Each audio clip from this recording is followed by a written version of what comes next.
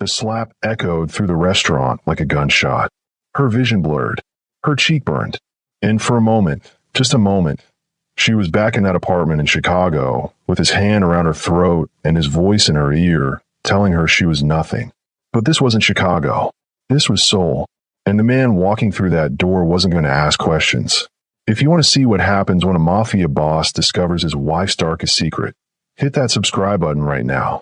You won't believe how this ends. 3 years earlier, before that restaurant, before Seoul, before Musong, before she became someone else entirely, her name was Caroline Mitchell. She lived in a one-bedroom apartment on the south side of Chicago with a man named Antonio Reyes. And she was dying. Not quickly, not dramatically, slowly, invisibly, the way a flower dies when no one remembers to water it. Antonio didn't hit her every day. That was what made it so confusing. Some days, he brought her flowers. He kissed her forehead and told her she was beautiful. He held her at night and whispered promises about the future. Other days, he told her she was worthless, that no one would ever want her, that she should be grateful he stayed. And on the worst days, he made sure she believed it. She remembered the first time he hit her. They had been together 8 months. She had made dinner, pasta, his favorite, but she had forgotten to buy the specific brand of Parmesan he liked. "You can't even do this right," he said, his voice calm. Too calm. She laughed nervously and told him it was just cheese, that it tasted the same. The back of his hand caught her across the mouth. She tasted blood before she felt the pain. He stood over her, breathing hard, his eyes wide, as if he had surprised himself. "I'm sorry," he said immediately. "Caroline, I'm so sorry. I didn't mean God. I don't know what came over me." He cried. He held her. He promised it would never happen again. And she believed him. Because she loved him. Because she thought love meant staying. Because she didn't yet know that love should never taste like blood. It happened again 2 weeks later. Then a month after that. Then every few days. Then she stopped counting. She started wearing long sleeves in summer. She learned how to angle her face away from cameras. She smiled at work and told everyone she was fine. Just tired. Just stressed. She became an expert liar. But the worst part was this. She started believing his words more than her own thoughts. She was too sensitive. No one else would put up with her. She was lucky he loved her. She looked in the mirror and saw what he told her. She was damaged, difficult, unlovable. She stopped seeing Caroline. She saw his version of her instead. Antonio controlled everything. The money, especially. She had a job. She worked as a medical receptionist. But her paychecks went straight into their joint account. Their account. Except she needed permission to buy anything over $20. "It's not about control," he would say, kissing her temple. "It's about us being a team. We make decisions together." But together, meant she asked, and he decided. So she started stealing. $10 here, 20 there. She took cash back at the grocery store and hid it. Folded bills taped under drawers. Tucked into the lining of her winter coat. Slipped between the pages of books she knew he would never read. It took her 11 months to save $800. $800. That was what her freedom cost. The night she left, Antonio had been drinking. Not drunk, just enough to make him mean. "You think you're better than me?" he said, standing too close, his breath hot against her face. "No," she whispered. "I never said that. You don't have to say it. I see it in your eyes. Antonio, please." His hand closed around her throat, not enough to stop her breathing, just enough to remind her that he could. "Say it," he hissed. "Say you're nothing without me." She couldn't speak. He squeezed harder. "Say it." Tears streamed down her face. Her vision began to blur. And then, for just a second, his grip loosened. She gasped, and something inside her snapped. Not broke. Snapped into place. She waited until he passed out on the couch. She didn't pack a bag. She didn't take anything that mattered. She grabbed only the envelope of cash from under the bathroom sink, her passport from the lockbox he thought she didn't know the code to, and the burner phone she had bought 3 weeks earlier. She walked out of that apartment at 2:47 a.m. She didn't cry. She didn't look back. She just walked. At the bus station, she bought a ticket to Los Angeles under her real name. Then she bought another ticket to Vancouver under a fake one. In Vancouver, she applied for a work visa to South Korea using a name she had stolen from a girl she went to high school with, a girl who had moved to Europe and would never notice. It wasn't legal. It wasn't clean, but it worked. 3 weeks later, she landed in Seoul. On paper, she became Cassie Bell. Caroline Mitchell disappeared, but fear did not need a passport. It followed her across the ocean, into her new apartment, into her new life. She flinched at loud voices. She held her breath when men walked too close. She avoided mirrors because she still saw his version of her staring back. Korea was supposed to be freedom. Instead, it was just distance. She got a job teaching English at a private academy in Gangnam. She kept her head down. She smiled when she was supposed to. She said the right things. And at night, she locked every door, checked every window, and slept with the lights on. Because even though Antonio was an ocean away, she could still feel his hands around her throat. She met Musong on a Tuesday. She was walking home from work when the rain started, one of those sudden soul downpours that soaked you in seconds. She ducked into a small cafe, shivering, her hair plastered to her face. And there he was, sitting alone by the window, reading a book in Korean. He looked up when she walked in. Their eyes met, and for reasons she still didn't fully understand, he smiled. Not a big smile, just a small, quiet curve of his lips, like he recognized something in her. "You look like you've had a long day," he said in perfect English. She blinked, surprised. She asked if he spoke English. He said he did, then gestured to the empty chair across from him. He told her the rain wouldn't stop for a while. She hesitated. Every instinct screamed at her to say no, to leave, to not trust a stranger.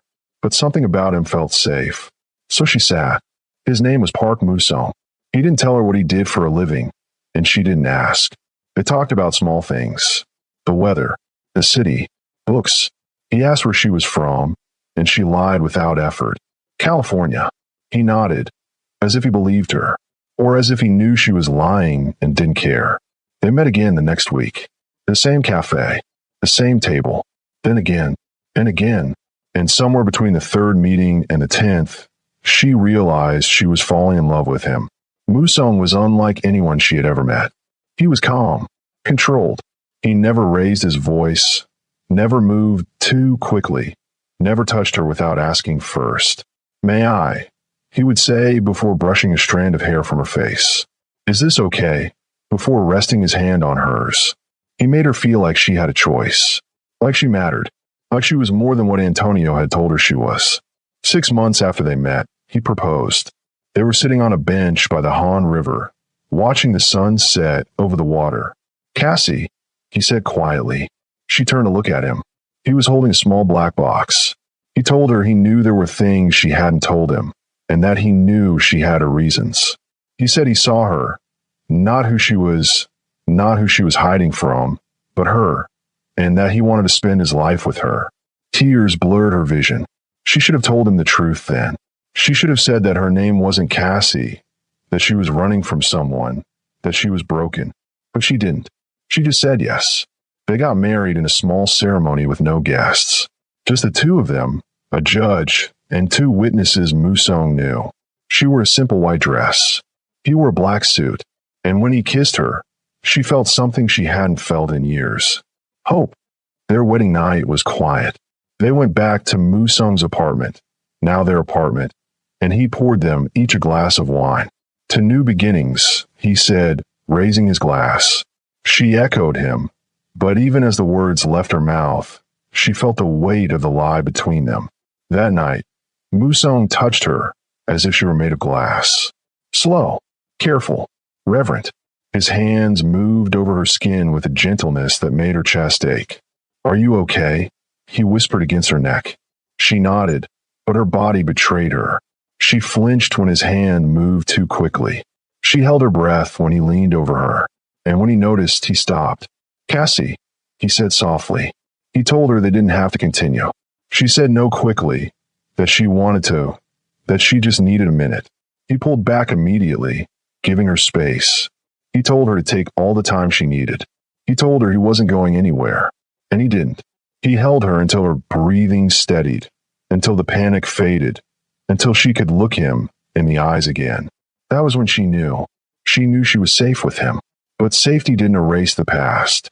At night, she still woke in cold sweats, her heart pounding, Antonio's voice echoing in her head. She was nothing. No one would ever want her. She belonged to him.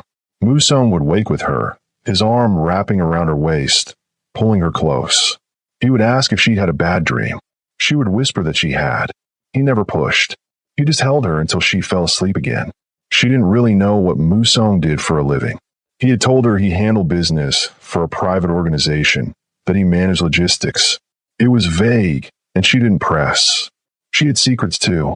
She figured if he wanted her to know, he would tell her. But she started noticing things. The way people looked at him when they walked into restaurants, respectful, but nervous. The way his phone rang at odd hours, and he stepped into another room to answer. The way men in expensive suits bowed slightly when they passed him on the street. One night, she asked him directly what he really did. He looked at her for a long moment, his dark eyes unreadable. Then he said he protected people. From what? She asked. From other people. It wasn't a real answer, but it was enough. Their marriage settled into a rhythm. In the mornings, he made her coffee exactly the way she liked it. 2 sugars, a splash of cream. In the evenings, they cooked together, his hand resting on her lower back as she chopped vegetables. At night, they lay in bed, his fingers tracing lazy patterns on her skin. And in those moments, she almost forgot. She almost forgot Antonio. She almost forgot the woman she used to be. She almost forgot she was living a lie. But the body remembers, even when the mind tries to forget. She couldn't stand being grabbed, even playfully. She hated raised voices, even in excitement. She needed to see exits in every room. And Musong noticed. He didn't say anything, but she saw the way he watched her, the way he announced himself before entering a room, the way he never blocked doorways, the way he moved slowly and deliberately, like he was afraid of startling her. He knew something was wrong. He just didn't know what. It was a Friday night, 6 months into their marriage. Musong had texted her earlier that day, telling her to meet him at Seasons at 7 because he had a surprise for her. She had smiled at her phone. He was always doing things like that, small gestures that made her feel seen, cherished, loved. She put on a black dress, the one he had bought her the previous month, and arrived at the restaurant early. Seasons was upscale, with white tablecloths and soft lighting, the kind of place where conversations were murmured instead of spoken. She sat at their reserved table and ordered water. 7 o'clock came and went. 7:15, 7:30. She checked her phone. No messages. She tried calling him. It went straight to voicemail. By 7:45, she was worried. By 8 o'clock, she was panicking. And that was when she felt it. That cold, creeping sensation of being watched. She looked up, and her entire world shattered. Antonio Reyes was standing across the restaurant, staring directly at her. Time stopped. Her hands went numb. Her vision tunneled. She couldn't breathe. No, no, no. This wasn't real. He couldn't be there. He didn't know where she was.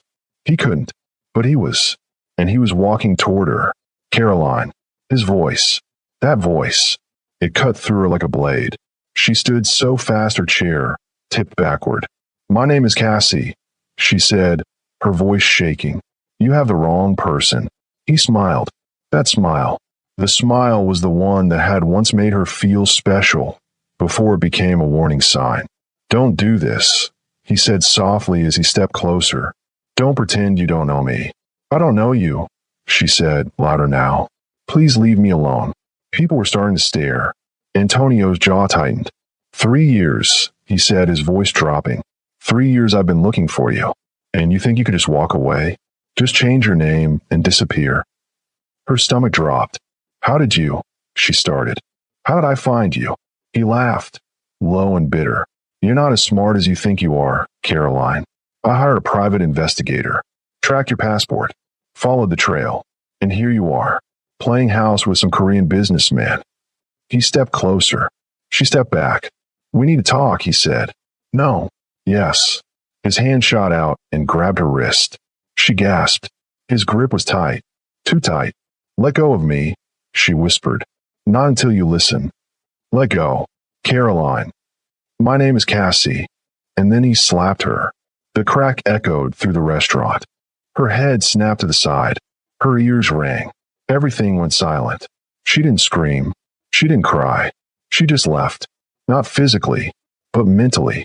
It was dissociation, when the mind evacuates the body because the pain becomes too much. She would learn the word for it years later, in therapy. But in that moment, she only felt emptiness. Antonio grabbed a fistful of her hair and began dragging her toward the door. We're leaving, he said. Now. She didn't fight. She couldn't. Her body had shut down. And then the door opened. Musong walked in. He saw her immediately. He saw the blood on her lip, saw the terror in her eyes, saw Antonio's hand twisted in her hair. For a moment, everything was still, and then Musong moved. She had never seen him move like that. Fast, precise, deadly. He crossed the room in 3 strides, grabbed Antonio by the back of his neck, and slammed him face first into the nearest table. The sound was sickening. Antonio screamed. Musong didn't say a word. He pulled him up and hit him again, and again, and again. Musong stopped. Her voice broke through the haze. He froze, his fist raised. Antonio's blood smeared across his knuckles. He looked at her, and she saw something in his eyes she had never seen before. Rage. Not at her. For her. Antonio scrambled backward, clutching his broken nose, blood pouring down his face. You're fucking crazy, he shouted. Musong took a step toward him. Antonio ran. He stumbled out of the restaurant, shoving people aside, and disappeared into the night. The restaurant fell silent. Everyone was staring. Musong turned to her, his breathing heavy, his eyes searching her face. Are you hurt? He asked, his voice shaking. She opened her mouth. No sound came out. He stepped closer, his hand reaching for her, then stopping midair. May I? He whispered. She nodded. He cupped her face gently, his thumb brushing over her split lip. We're going home, he said. She nodded again, and he led her out of the restaurant, his arm wrapped protectively around her. The drive home was silent.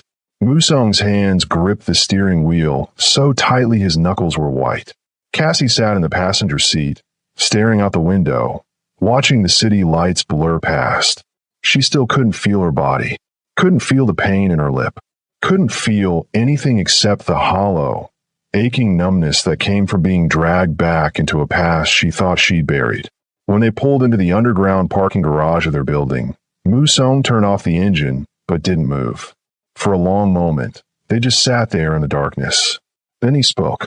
Who was he? His voice was calm, too calm, the kind of calm that comes right before a storm. Cassie swallowed hard. Someone from my past. That's not an answer, Cassie. She flinched at the sharpness in his tone. He noticed immediately. I'm sorry, he said, softer now. I didn't mean. I just need to understand what happened back there. She took a shaky breath. Can we go inside first? He nodded. Inside the apartment, Musong led her to the bathroom. He grabbed the first aid kit from under the sink and gestured for her to sit on the edge of the bathtub. She did. He knelt in front of her, his movements careful, controlled. He wet a clean cloth with warm water and gently pressed it to her split lip. She winced. I know, he murmured. I'm sorry. Just a little longer. His touch was so gentle it made her chest ache. Antonio had never touched her like this. Even in the beginning, when things were good, his touch had always carried weight, possession, control, ownership. But Musong touched her like she was something precious. Your lip will be fine, he said quietly, setting the cloth aside. No stitches needed. Thank you. He sat back on his heels, studying her face. Now will you tell me who he was? Cassie looked down at her hands. His name is Antonio Reyes. Silence. He's my ex. More silence. And he's the reason I came to Korea. Musong didn't say anything for a long moment. Then he stood, walked to the sink, and washed the blood from his hands. When he turned back to Cassie, his expression was unreadable. Start from the beginning, he said. So she did. She told him everything. About the apartment in Chicago. About the first time Antonio hit her. About the years of control, manipulation, and violence. About the money she'd hidden. About the night she ran. about the fake name she'd used to get to Korea, about Cassie Bell, who was just another mask, and about Caroline Mitchell, the girl she used to be before Antonio convinced her she was nothing.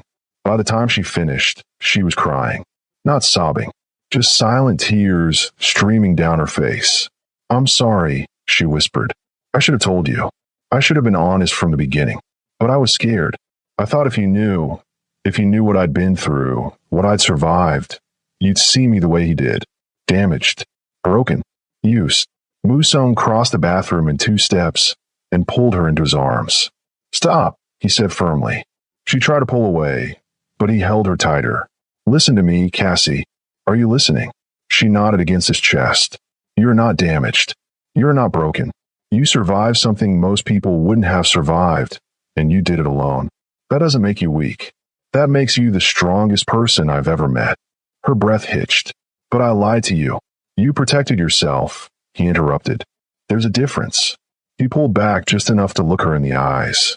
"I don't care what name you use. I don't care what name is on a piece of paper. I care about you.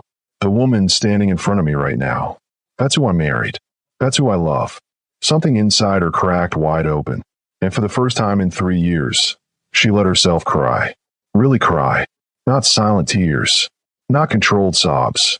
She cried the way you cry when you've been holding everything in for so long you forget what it feels like to let go. And Musong held her through all of it. Later that night, they lay in bed together. She was curled against his chest, his arm wrapped protectively around her. "What are you going to do?" she asked quietly. "About Antonio?" "Yes." He was silent for a moment. Then he asked, "What do you want me to do?" She thought about it. Part of her wanted him to make Antonio disappear, to make sure he could never find her again, to hurt him the way he had hurt her. But another part of her, the part that was trying to heal, knew that violence wouldn't fix what was broken inside her. "I want him exposed," she said quietly. "I want everyone to know what he is. I don't want him to hide anymore." Musong was quiet for a moment. Then he said, "Then that's what we'll do." The next morning, Musong made several phone calls. Cassie didn't ask who he was calling. She just watched as he spoke in rapid Korean. Then in English, his tone clipped and authoritative. When he hung up, he turned to her. "I'm going to need you to trust me," he said. "What I'm about to do, it's not going to be quick, but we'll be thorough. What are you going to do? I'm going to make sure Antonio Reyes becomes exactly what he made you feel like. Exposed. Powerless. Trapped." Musong hired a private investigator.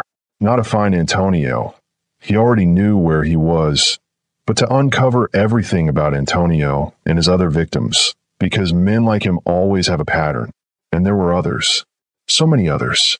The investigator worked quietly, methodically. He traced Antonio's relationships back 10 years. Every woman he'd dated. Every woman he'd worked with. Every woman who'd filed a complaint that had been mysteriously dropped. Within 3 weeks, he'd identified 17 women. 17 women who had stories identical to Cassie's. Musong didn't approach them himself. Instead, he hired a trauma counselor, a woman who specialized in domestic violence cases. Her name was Dr. Lisa Chun. She reached out to each woman individually, offering free counseling and asking one simple question. "Would you be willing to tell your story?" Not all of them said yes. Some were still too afraid. Some had moved on and didn't want to relive the trauma. But 9 women agreed. 9 women who were ready to speak. Musong didn't just want their stories heard. He wanted them seen. So he had a website built. Simple, clean, professional. The homepage had a single headline. "The truth about Antonio Reyes." Below it, a subtitle. "Stories from the women he abused." Each woman's story was posted anonymously, with their permission. But the details were specific. Dates. Locations, incidents, medical records from hospital visits, police reports that had been filed and ignored, screenshots of threatening text messages, photos of bruises, black eyes, split lips. Everything was documented. Everything was real. At the bottom of the page, there was a single photo of Antonio. Not a mugshot, just a regular photo from his social media. Smiling, confident, charming. The caption read, "This is Antonio Reyes, and these are his victims." The website went live on a Tuesday morning. Within hours, It had been shared across social media: Twitter, Facebook, Instagram, Reddit. Women's advocacy groups picked it up. Domestic violence organizations shared it. Local news outlets in Chicago started reporting on it. Suddenly, Antonio Reyes wasn't invisible anymore. He was everywhere. The hashtag started organically. Hashtag Antonio Domestic Abuser. Women who'd never met each other began sharing their stories in the comments.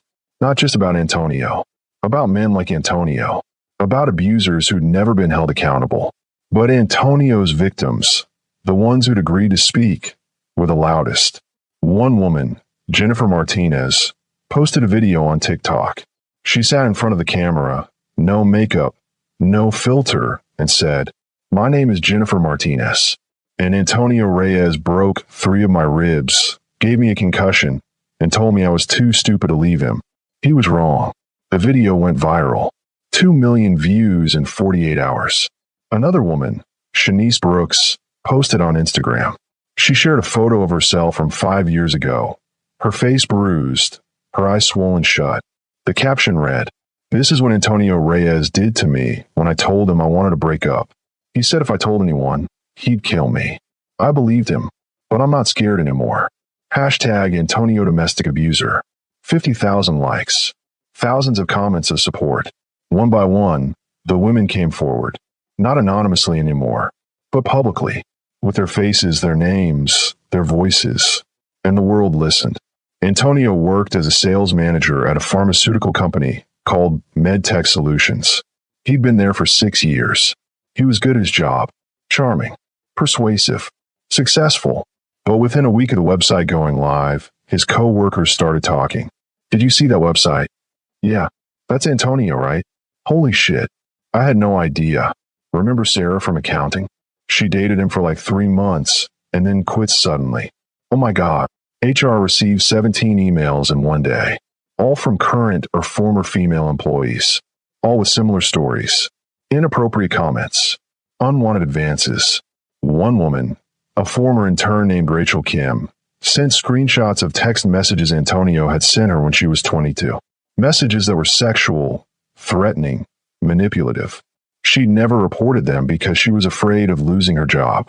But now she had nothing to lose. MedTech Solutions fired Antonio on a Friday afternoon. They issued a statement. "We take allegations of misconduct seriously.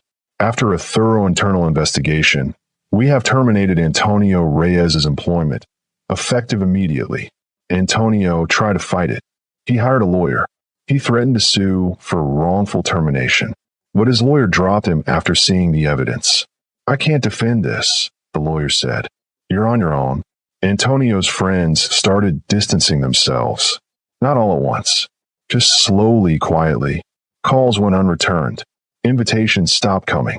People who used to hang out with him suddenly had other plans. Antonio couldn't go anywhere without being recognized. At the grocery store, women would stare at him, then whisper to their friends. At the gym, men would give him looks of disgust. At restaurants, servers would refuse to serve him once they realized who he was. Someone created a subreddit dedicated to tracking his movements. /Antonio Reyes Abuser. People posted sightings. Just saw him at Whole Foods on Clark Street. He looked miserable. Spotted him at a bar in Wicker Park. He got kicked out after someone recognized him. His apartment building received complaints from other tenants. They didn't feel safe with him living there. The landlord asked him to leave. Antonio moved 3 times in 2 months. But it didn't matter. Someone always found out. Someone always recognized him. He tried creating new social media accounts under fake names. They were identified and reported within days. He tried applying for jobs under a different name. Background checks revealed his identity.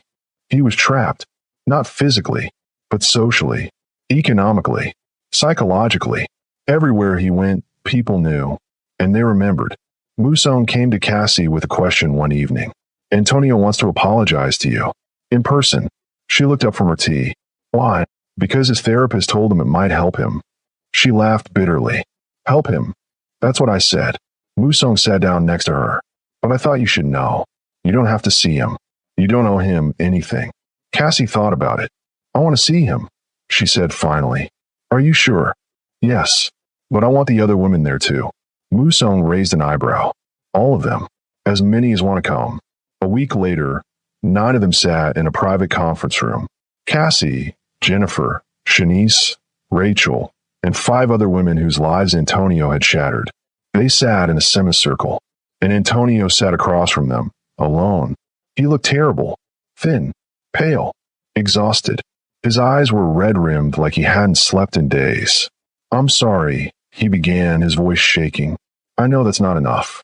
I know nothing I say will ever be enough. But I need you all to know I'm sorry for what I did, for the pain I caused, for the lies I told, for making you believe you were worthless when you were never anything but strong." He was crying now. I was a monster, and I have to live with that for the rest of my life. The room was silent. Then Jennifer spoke. "Do you know what it's like to be afraid of your own shadow? To flinch every time someone raises their voice? To look in the mirror and hate what you see because someone convinced you that you're garbage?" Antonio nodded, tears streaming down his face. "Yes, I do now." "Good," Jennifer said coldly. "Then you know exactly what you put us through." One by one, the other women spoke. They told him how he'd broken them, how he'd stolen years of their lives, how they'd had to rebuild themselves from nothing. And Antonio listened. He didn't interrupt. He didn't defend himself. He just listened. When it was Cassie's turn, she stood up. "I don't forgive you," she said clearly, "and I never will. But I want you to know something. You didn't break me. You tried. God knows you tried. But I'm still here, and I'm stronger than I've ever been. Not because of you. In spite of you." She looked at the other women. "We all are." And then they left. All 9 of them. Together. Leaving Antonio alone in that room with nothing but his guilt. 3 months after the confrontation with Antonio, Cassie started therapy. Real therapy. Not the kind where you sit and talk about your feelings for an hour and leave feeling the same, but the kind where you have to face the parts of yourself you've been running from. The parts that still flinch. The parts that still believe the lies. The parts that think love has to hurt to be real. Her therapist's name was Dr. Sarah Kim. She was a Korean-American woman in her 50s who specialized in trauma and PTSD. The first time Cassie sat in her office, Dr. Kim asked a simple question. "What do you want from therapy?" Cassie thought about it for a long time. Then she said, "I want to stop being afraid." Dr. Kim nodded. "Then that's what we'll work toward." Therapy wasn't easy. Some sessions, Cassie would leave feeling lighter, like she'd finally let go of something she'd been carrying for too long. Other sessions, she'd leave feeling raw, exposed, like someone had peeled back her skin and examined every wound. But slowly, so slowly she almost didn't notice, she started to change. She stopped flinching when Musong reached for her suddenly. She stopped holding her breath when he raised his voice at the TV during soccer games. She stopped checking the locks on the doors 3 times before bed.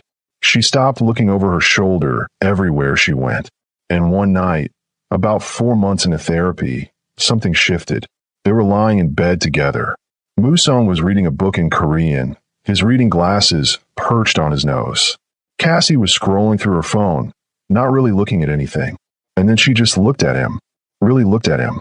The way his hair fell across his forehead, the way his jaw tightened slightly when he concentrated, the way his hand rested on her thigh, warm and steady. And for the first time in her entire life, she felt safe. Not just physically safe, but emotionally safe. Safe enough to want. Safe enough to desire. Safe enough to choose. Cassie put her phone down. Musong glanced over at her. "Everything okay?" She nodded. Then she leaned over and kissed him. It wasn't like their other kisses. It wasn't tentative. It wasn't careful. It was deliberate, certain, full of intention. Musong pulled back slightly, searching her eyes.